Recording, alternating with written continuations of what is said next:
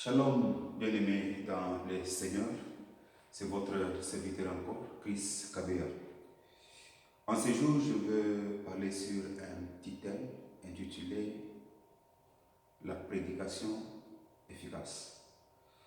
Quand nous parlons de la prédication efficace, c'est un thème qui peut sembler pour beaucoup comme étant qui ne représente rien, mais je trouve qu'il est important d'adresser aux serviteurs de l'Éternel, au peuple de Dieu, qu'ils arrivent à comprendre quand est-ce que la prédication peut être en mesure de changer quelqu'un. Nous lisons rapidement dans le livre de Romains, chapitre 10, le verset 14, la Bible dit ceci. Comment donc invoqueront-ils celui en qui ils n'ont pas cru? Et comment croiront-ils en celui dont ils n'ont pas entendu parler?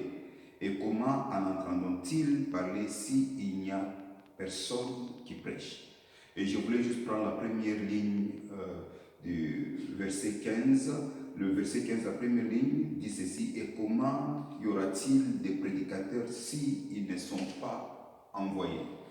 Donc, ceci veut dire que on ne peut jamais parler d'une bonne prédication sans se référer à trois aspects, sans se référer à trois éléments. C'est-à-dire quoi? Il y a la source qui est Dieu.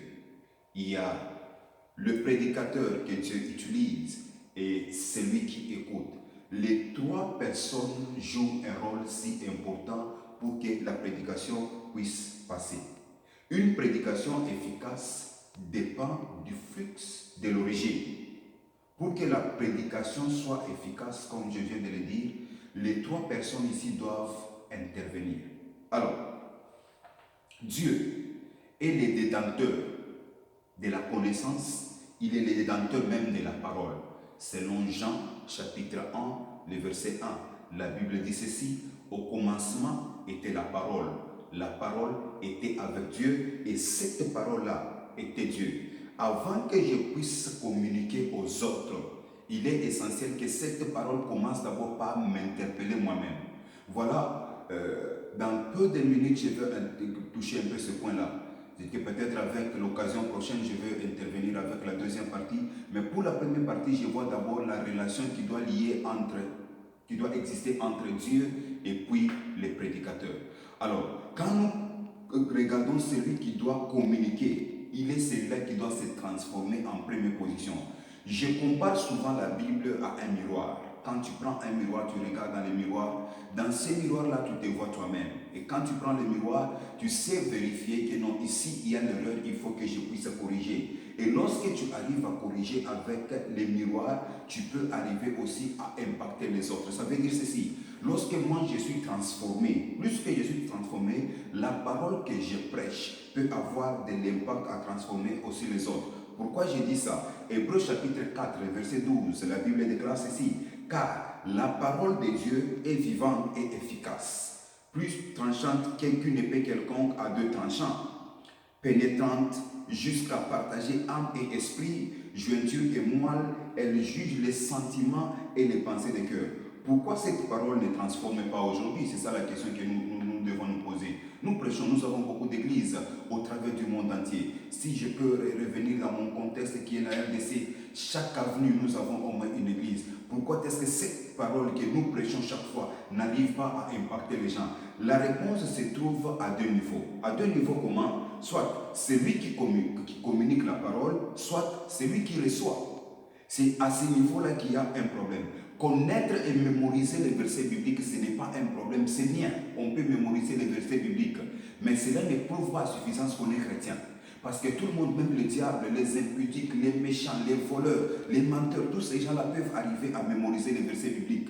Mais le Seigneur n'a pas besoin des gens qui mémorisent les versets bibliques, mais plutôt il a besoin des gens qui vivent cette parole. C'est pourquoi plusieurs prêchent dans les églises, dans les rues, dans les bus, plusieurs personnes arrivent à prêcher. Mais malgré qu'on est en train de prêcher, il est si difficile qu'on arrive à reconnaître cette relation avec l'Éternel. Le plus important, c'est quoi? On arrive d'abord à restaurer cette relation avec Dieu. Dieu n'a pas besoin des mouvements. On est à l'église, on dit Amen 3 fois. Dieu n'a pas besoin de tout ça. On est à l'église, dit ceci. Je ne suis pas contre ces mouvements, Mais il est si difficile que quand l'Éternel est en train de parler, l'Éternel parle quelque chose qui doit toucher le cœur. C'est pourquoi, Proverbe chapitre 3, le verset 3, la Bible dit ceci, que la bonté et la fidélité de l'Éternel ne t'abandonnent pas. Lis-les à ton cou et écris-les sur la table de ton cœur. Les prédicateurs doivent d'abord restaurer cette relation avec l'Éternel. En restaurant cette relation avec l'Éternel, maintenant cette prédication peut toucher les autres. Tu ne peux pas prêcher quand tu es encore impudique, tu passes le temps inutilement et cette prédication n'ira nulle part. Tu ne peux pas prêcher quand tu es encore dans les mensonges, ça n'ira nulle part. Tu ne peux pas prêcher quand tu es encore dans la corruption. Bref, tu ne peux pas prêcher aussi longtemps que tu es dans les péchés, car 1 Jean chapitre 3, le verset 8, la Bible déclare, celui qui pêche est du diable. Comment un homme du diable peut arriver à porter une prédication qui est si efficace? Donc, comme les prédicateurs n'a pas encore cette relation avec l'Éternel, il est si difficile que la prédication arrive à transformer. Mais comment on le fait des choses par habitude, on se rend compte que Dieu ne répond pas. C'est pourquoi aujourd'hui, nous nous trouvons que nous commençons à mettre nos propres signes. Nous inventons les histoires pour rendre les cultes un peu agréables, pour rendre les cultes un peu mouvementés. Or, Dieu n'a pas besoin de ça. Ce qui est essentiel, nous devons comprendre que nous devons restaurer les choses à leur place. Quand nous regardons dans le livre des Psaumes, chapitre 74, le verset 4, la Bible dit ceci, « Tes adversaires ont rugi au milieu de ton temple. Ils ont établi pour signe leur signe. » On a enlevé les signes de Dieu qui étaient dans les temples. Rappelle-toi, pendant que Salomon avait dédié les temples, il avait dit ceci, « Quand quelqu'un aura un problème lorsqu'il entrera dans ces lieux, il te priera que toi seul Dieu puisse écouter sa prière. » Et le temple à cette époque-là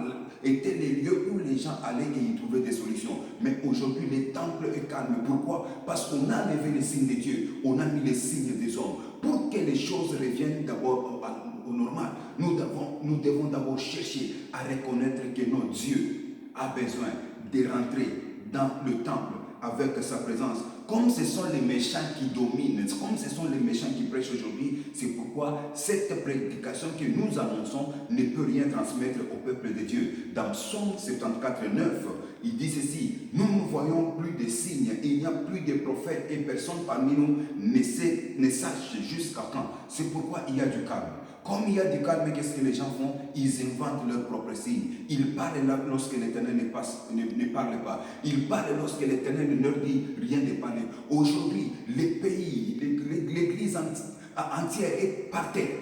L'Église commence à tromper, l'Église commence à inventer des choses pour chercher à plaire aux gens. Nous ne pouvons pas plaire aux gens, mais la chose importante est que nous devons nous restaurer.